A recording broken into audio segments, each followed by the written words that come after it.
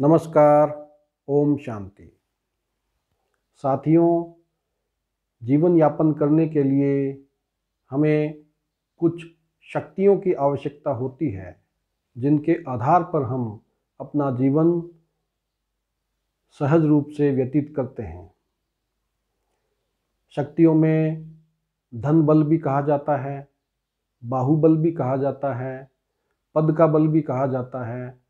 ये सब शक्तियाँ तो हैं, किंतु जब तक हमारे अंदर शांति की शक्ति नहीं है तब तक हमारा जीवन भी सुखी जीवन नहीं बन सकता। तो आज की कविता में हम यही देखेंगे कि शांति की शक्ति से किस प्रकार हमारा जीवन सुखमय बन सकता है। तो सुनते हैं आज की कविता, जिसका शीर्षक है शांति की शक्ति से सुखमय संसार। तुम हो एक श्रेष्ठ आत्मा, तुम पर यही जिम्मेदारी। तुम हो एक श्रेष्ठ आत्मा, तुम पर यही जिम्मेदारी। शांत स्वरूप बनकर शांत बना दो दुनिया सारी। शांत स्वरूप बनकर शांत बना दो दुनिया सारी। शांति की स्थापना के लिए तुमने लिया अवतार। शांति की स्थापना के लिए तुमने लिया अवतार। अंतर मन में कर लो तुम अपना ये कर्तव्य स्वीकार। अंतर मन में कर लो तुम अपना ये कर्तव्य स्वीकार। किसी मनुष्य के बोलों से तुम अशांत ना होना। किसी मनुष्य के बोलों से तुम अशांत ना होना। अशांति भरे माहौल में अपना धीरज ना खोना। अशांति भरे माहौल में अपना धीरज ना खोना। शांति की शक्ति से तुम खुद को भरपूर बनाना। शांति की शक्ति से तुम खुद को भरपूर बनाना। अपने जीवन को सुख शांति से संपन्न बनाना। अपने जीवन को सुख शांति से संपन्न बनाना। चित्त को शांत रखने से ही शांति होगी स्थापन। चित्त को शांत रखने से ही शांति होगी स्थापन। खुद को शांत रखने का छेड़ दो तुम आंदोलन। खुद को शांत रखने का छेड़ दो तुम आंदोलन। किसी के हाथों में ना देना। किसी के हाथों में ना देना शांति अपने मन की। किसी के हाथों में ना देना शांति अपने मन की। बड़ी अनमोल पूंजी है। बड़ी अनमोल पूंजी है शांति आपके जीवन की।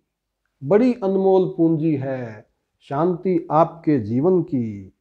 यही शांति की शक्ति, यही शांति की शक्ति, यही शांति की शक्ति क्रोध की अग्नि मिटाएगी।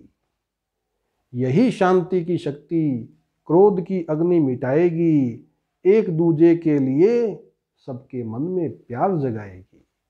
एक दूजे के लिए सबके मन में प्यार जगाएगी। सदा शांति में रहने का, सदा शांति में रहने का कर लो पक्का संस्कार। सदा शांति में रहने का कर लो पक्का संस्कार। जीवन में होता ही रहेगा, जीवन में होता ही रहेगा दिव्य गुणों का संचार।